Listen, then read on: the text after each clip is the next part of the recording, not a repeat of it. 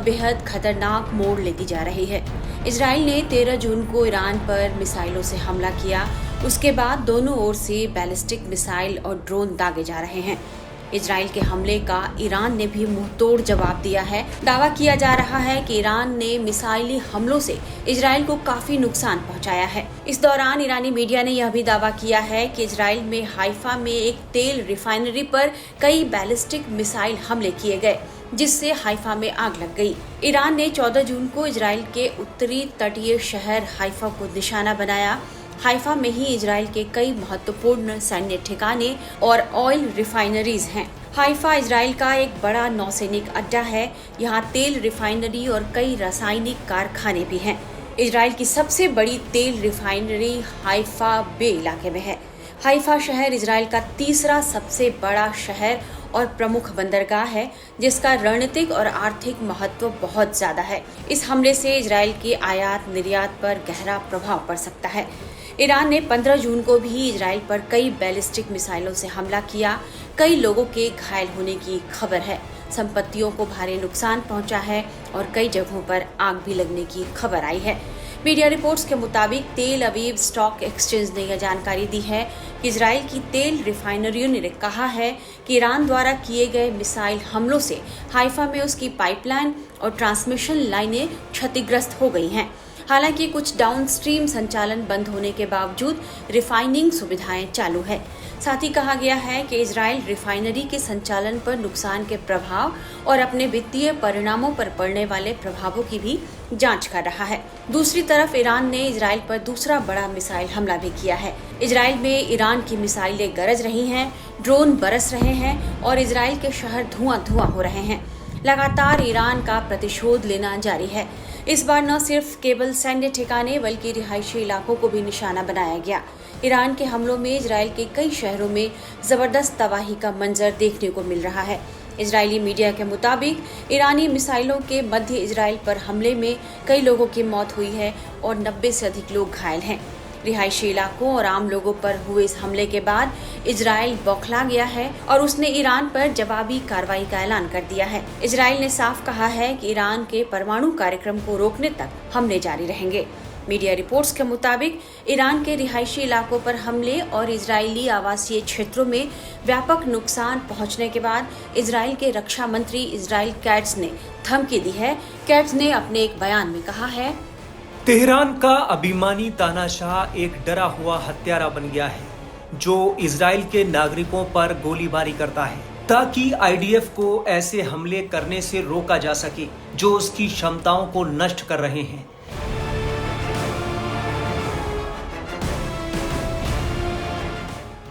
यदि ऐसा होता है तो यह युद्ध और विकराल रूप ले सकता है।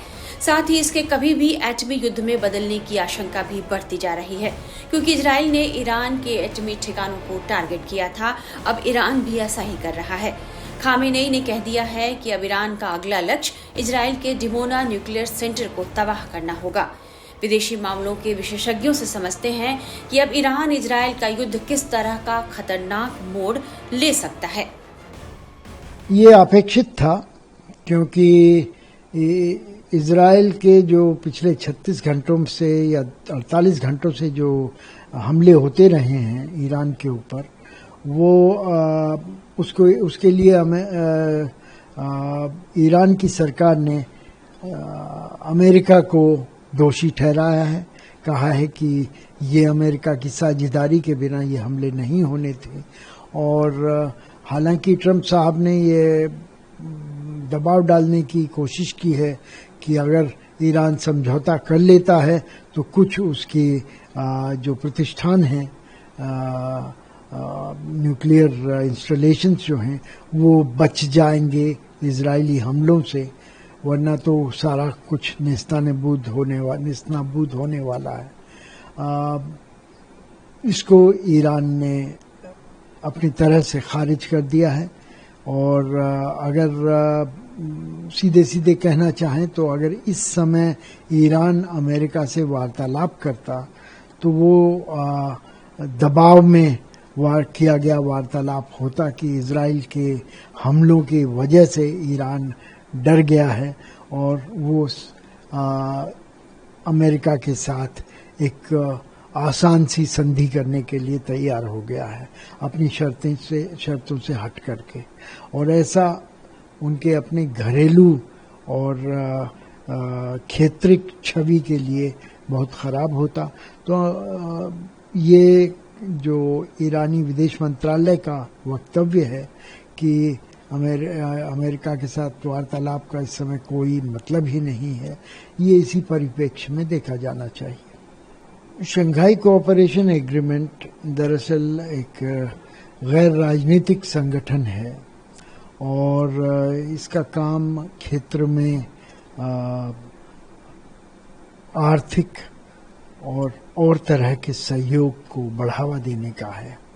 लेकिन इसने एक निर्णय लिया है कि ईरान को एक समर्थन दिया जाए इजराइल के विरुद्ध, और ये भारत को स्वीकार्य नहीं है, क्योंकि इजराइल की निंदा करने का कोई औचित्य भारत को नजर नहीं आता। इस समय भारत ने शांति की अपील की है, प्रधानमंत्री ने खुद बात की है इजराइल के प्रधानमंत्री से इस बारे में, और विदेश मंत्री ने ईरान के विदेश मंत्री से बात की है, और एक स्पष्ट वक्तव्य में ये कहा गया है कि शांति के लिए और डिप्लोमेटिक ऑप्शंस को एक्सप्लोर करना चाहिए और दोनों पक्षों को बातचीत से इस मसले को सुलझाना चाहिए। तो इस परिप्रेक्ष्य में अगर शंघाई कोऑपरेशन एग्रीमेंट का एक तरफी बयान आता है जिसमें ईरान तो सदस्य है एससीओ का लेकिन इजराइल नहीं है, और तो एक तरह से ये ईरान के समर्थन में वक्तव्य है जिसके बारे में भारत ने अपनी असहमति जाहिर की है। ये कहने की कोशिश की है कि ये वक्तव्य भारत के साथ बातचीत करके नहीं बनाया गया है और इस वजह से भारत इसका समर्थन नहीं कर सकता। ये एक विनम्र तरीका है इससे अलग हटने का। बहुत ही चिंताजनक बात है, क्योंकि इजराइल ने पहले भी जो वहां पर पश्चिम एशिया में जो किसी भी देश ने अगर प्रयास किया है न्यूक्लियर वेपन्स को या न्यूक्लियर एनरिचमेंट को करने का, तो उन्होंने उसके विरुद्ध ये अटैक्स किए हैं, हमला किया है। इराक के विरुद्ध किया था, सीरिया के विरुद्ध किया, परंतु ये जो अभी कल और आज किया है ईरान के विरुद्ध, ये सबसे बड़ा हमला है। और इसमें बहुत सारे उनकी जो न्यूक्लियर फैसिलिटीज हैं, मिसाइल फैसिलिटीज हैं, उनके जो सीनियर कमांडर्स हैं आर्मी के, उनको सबको उन्होंने ध्वस्त कर दिया है, नेस्तनाबूद कर दिया है। तो बहुत चिंता का विषय है जो अगर ये जो युद्ध है ये बढ़ता है और भी देश इसमें इन्वॉल्व होते हैं तो पूरे विश्व के लिए ये बहुत चिंता का विषय होगा।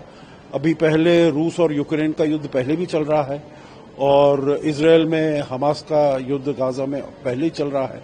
तो ये अगर होगा तो इसका पूरी विश्व की शांति पर और अर्थव्यवस्था पर बहुत ही बुरा असर पड़ेगा। दोनों देशों के बीच में साठगांठ है। इसमें अमेरिका को पूरी तरीके से इसके बारे में मालूम था और अमेरिका के जो सेक्रेटरी ऑफ स्टेट है मार्को रूबियो, उन्होंने कहा है जो हम इसमें इन्वॉल्व नहीं है। राष्ट्रपति ट्रंप ने भी ये कहा है, परंतु ये उनकी शह पर ही काम किया गया है। दोनों में साठगांठ है, इजराइल और अमेरिका में, और इसीलिए अमेरिका ने ये धमकी दी है।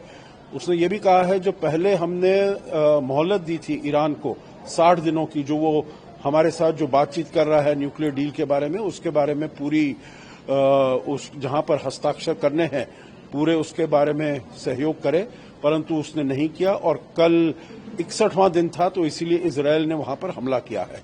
अभी भी चेतावनी दी है जो वो जल्दी के जल्दी इस न्यूक्लियर डील पर दस्तखत कर दे, हस्ताक्षर कर दे, नहीं तो उसका हाल और भी ज्यादा खराब होने वाला है। कोई भी देश, चाहे वो अमेरिका हो या इजराइल हो या और भी इस क्षेत्र के कोई भी देश हो, नहीं चाहते हैं जो ईरान के पास न्यूक्लियर वेपन्स आए।